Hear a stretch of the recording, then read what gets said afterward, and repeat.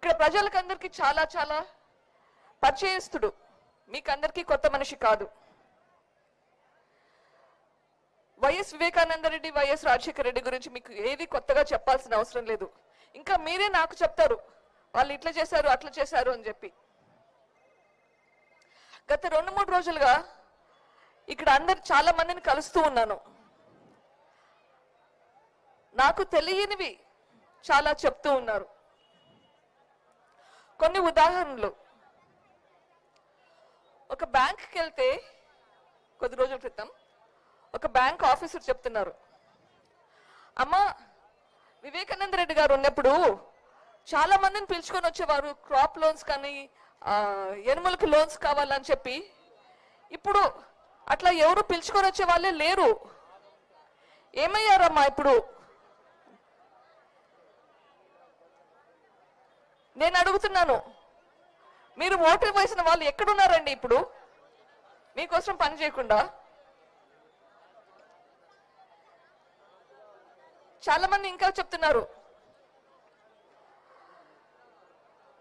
ఇంతకు ముందు రాజశేఖర రెడ్డి గారి టైంలో మనకి డ్రిప్ ఇరిగేషన్ వరకు 90% సబ్సిడీ వచ్చేది.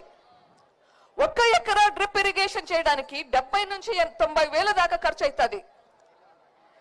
దీనికి 90% సబ్సిడీ వచ్చేది, ఇప్పుడు అసలు కానరాలేదు. డ్రిప్ ఇరిగేషన్ పక్కన పెట్టండి, ట్రాక్టర్లకు కానీ టార్పలిన్కి కానీ స్ప్రేయర్లకు కానీ దేనికే కానీ సపోర్ట్ సిస్టమ్ లేకుండా చేసేసారు. మన ప్రదేశం కరువు ప్రదేశం, మనకి నీళ్లు రావాలని ఎంత కృషి పడ్డారు. కానీ ఇంతకంటే ఎక్కువ నాకు అర్థమైంది వచ్చేసి వివేకానంద రెడ్డి గారికి మీరు చూపించే ఆప్యాయత, అనుబంధం. ఒక్కొక్కరితో మాట్లాడుతుంటే ఏడుపు వస్తున్నాయి, కళ్ళు నీళ్ళు వస్తున్నాయి. మీరు ఇప్పుడు నిర్ణయం చేసుకోవాల్సిన సమయం వచ్చింది అంటే ఎట్లా నిర్ణయం చేసుకుంటామమ్మా, ఎట్లా నిర్ణయం చేసుకుంటాము అని బాధపడుతున్నారు. ఈ కుటుంబం చీలిపోతుంటే ఎట్లా నిర్ణయం చేసుకుంటారు అని బాధపడుతున్నారు. నేను చెప్పేది ఒకటే, మనం ఏదైనా తప్పు చేయాలంటే 10కి 100 సార్లు ఆలోచిస్తాం.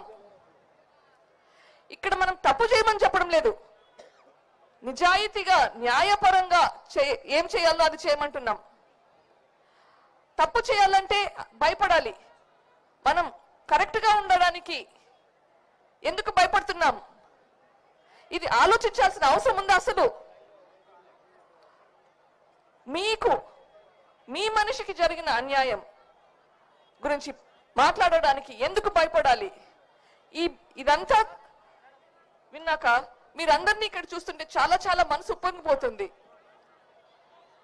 ఇప్పుడు మనం న్యాయం వైపు ఉన్నామా అన్యాయం వైపు ఉన్నామా ఆలోచించాలి, అంతే. మన డిసిషన్ మేకింగ్ అనేది చాలా సులభమవుతుంది. ధర్మం వైపు ఉన్నామా అధర్మం వైపు ఉన్నామా, మన కోసం పోరాడే మన షర్మిలమ్మ వైపు ఉన్నామా లేదా, మన కోసం పోరాడే షర్మిలమ్మ వైపు ఉన్నామా లేదా? మన కోసం పోరాడే మనిషి కావాలంటే మనం షర్మిలమ్మకు ఓటు వేసి గెలిపించుకోవాలి.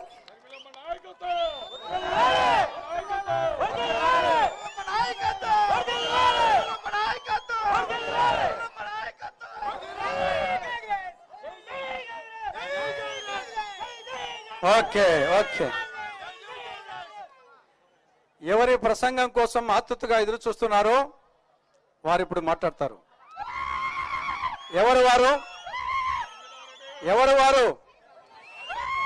పులివెందుల పులిబిడ్డ, కడప జిల్లా కన్నబిడ్డ, రాయలసీమ రతనాల బిడ్డ, ఆంధ్రమాత అనుంగు బిడ్డ, స్వర్గీయ వైఎస్ రాజశేఖర రెడ్డి గారి ముద్దుల బిడ్డ, ఆంధ్రప్రదేశ్ కాంగ్రెస్ కమిటీ అధ్యక్షురాలు, కడప జిల్లా పార్లమెంటు కాంగ్రెస్ అభ్యర్థి అయినటువంటి వైఎస్ శర్మిలారెడ్డి గారు మాట్లాడతారు. వారు మాట్లాడే ముందు రైతుకు ప్రతీకగా నాగలి గుర్తును వారు చేతమోని ఎన్నికల శంఖారావం పొడిస్తారు.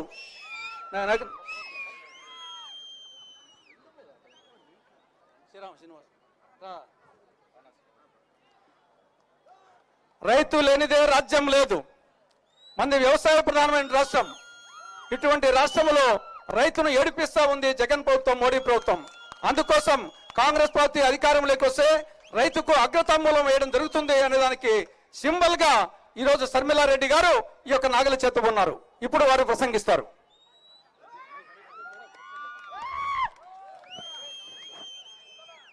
చెక్